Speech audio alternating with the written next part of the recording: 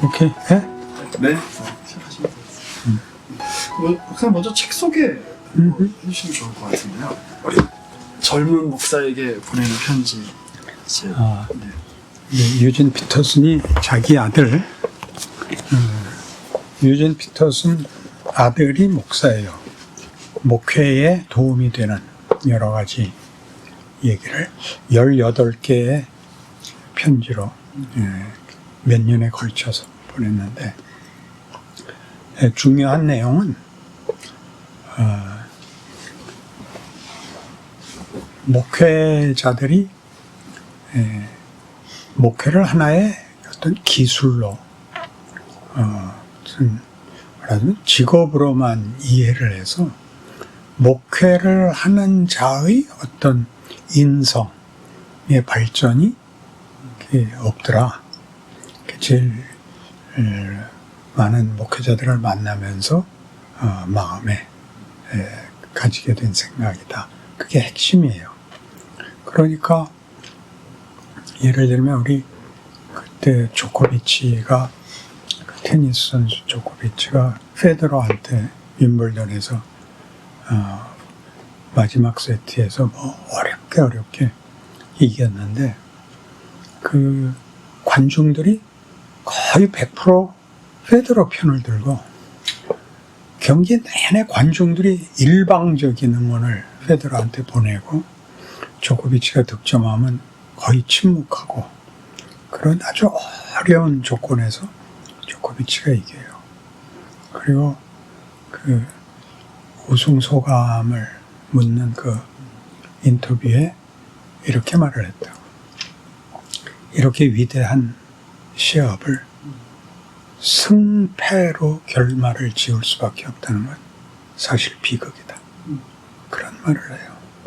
그건 만든 말이 아니잖아. 본인의 어떤 인격적 수준이 가지는 반응인데, 목회를 하면 하나님과도 더 가까워지고 또 현실과도 더 가까워질 수밖에 없는, 하나의 인생을 사는 게 아니라 많은 성도들의 인생을 거의 같이 경험하게 되는데, 왜 인격의, 인성의 발전이 없나? 그걸 안타까워해요. 그런 것은 우리에게 이제 설교를 할 때도 설교가 이제 교리적인 도움을 받아야 되지만, 교리적이라는 것은 하나의 지도같이 전체를 그려주는 대신에 내가 서 있는 길은 다 안 가르쳐줘요. 방향과 길이 다르듯이 지도와 현재의 내 자리는 달라요. 그러니까 목사라고 해서 모든 지도를 다 걸어 다니는 게 아니라 자기 현실은 따로 있는 건데, 자기 현실을 사는 생활인으로서 성경의 그 가르침과 증언과 소망과 약속들이 이렇게 배어나오지 않는, 그저 안 가본 데를 지도로 그려주는 것 같이 명분과 정답만을 나열하는 그런 두 가지 문제를 이제 가장 깊게 짚어주는 거죠. 너무 소중해서 우리가 목회와 설교 양쪽에서 다 전부일 수 없다는 것을 알게 해주고, 내가 그 전부를 알지도 못하지만 극히 일부를 살고 극히 일부를 증언하는 제한된 자신의 생애와 임무를 자책하지 말고 충실히 그걸 뭐라 그래야 되나, 특권으로 누려야 될 텐데 그런 자랑도 없어요. 그래서 이 책을 보게 해서 훌륭한 사람이 되고 유명한 사람이 되고 위대한 사람이 되지 말고 정말 한 인생을, 또 한 인간을 살아보라, 그러고 싶고, 우리가 각각 하나이면서 모두의 하나님의 모든 것에 참여하게 되어 있는 일원이라는 것이 무슨 뜻인지 알기를 원해요. 그러면 기쁨과 만족과 배짱이 생길 거예요. 특별히 그 목사의 중요한 사명이 그 인성이 좋아지는 것, 그리고 자신의 자리를 이렇게 잘 헤아리고 그 안에서 역할을 감당하는 것, 이런 거 이렇게 보시는 것 같은데, 그렇게 좀 이해해도 괜찮을까요? 그 자기 자리를 지킨다는 것이 그 보통은 제한되게 느껴지고 네. 자신이 초라하게 느껴지는 것으로 이렇게 낙담할 수 있다는 것을 그렇지 않다고 격려하고 싶어요. 이 책에서도 그 유진 피터슨이 아들한테 보내는 편지에서 이렇게 목사는 기본적으로 실패자의 어떤 마음을 이렇게 지니고 있어야 된다라고 표현했던 그런 구절에 대해서 굉장히 인상 깊었던 기억이 있어요. 위로를 받으면서도 할 때는 허우적거리게 돼요. 그냥 마냥 그냥 대충 살아도 된다 이렇게 생각하는 게 이제 나쁜 생각이에요. 어떤 자유와 이렇게 열려 있음에 대하여 이렇게 감사와 자신감을 가져야 되는데 우린 자꾸 완벽하려고 그러고 하나 이상이 되고 싶어 해서 자기 자신과 역할을 못하는 것 같아요. 그 제목이 젊은 목사에게 보내는 편지, 그래서 이제 왠지 젊은 목회자가 읽어야 될 것 같은 책인데요.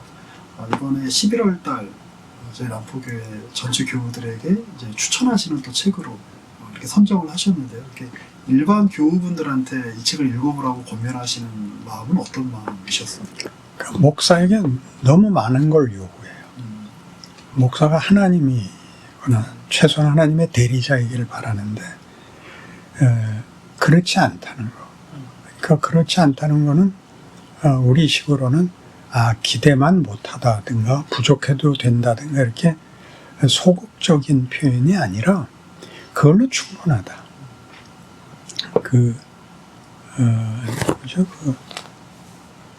만화 그리는 광수생각. 네. 광수생각에 어느 그 만화가 아주 뚜렷이 기억에 남는데 이렇게 5손가락이 내가 최고야. 그래서 그런지 경쟁을 하는 거예요. 엄지손가락 내가 으뜸이야. 둘째가 내가 가리키는 거야. 셋째가 내가 길어. 제일 길어. 넷째가 내가 반지를 끼지. 다섯째가 내가 없으면 너희 다 병신이야. 이렇게 갈라져 있어야 돼요. 우리가 이 중에 한 부분이면서 하나님이 전체를 한 주먹을 쓴다는 걸 우리 이해를 못해요. 내가 뚜렷이 나여야 돼요. 그러니까 화음을 넣으면 같은 노래인데 딴 소리를 해야, 딴 음을 내야 돼요. 그걸 같은 음을 자꾸 내려고 그러면 안 되죠. 그런 것들에 대한 이해가 없어서 내가 언제나 전면에 나서야 되고 모든 것을 해야 되고 그러니까 드라마도 안 일어나고 교제, 관계, 그러니까 우정, 신뢰, 기쁨 이런 게 다 상대가 없으면 기쁨이라는 게 없어요. 이게 제일 큰 어쩌면 죄가 우리를 시험하고 유혹하는 최고의 작전일 거예요.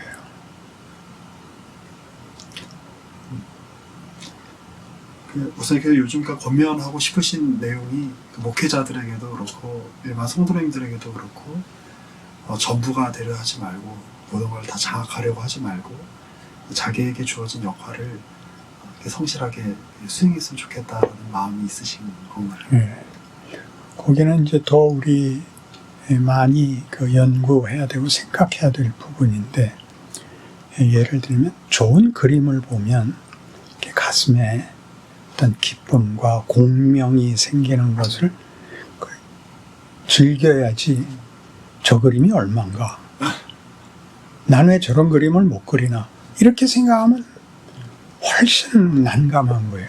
그 최고의 복이 뭐냐면 누리는 거거든요.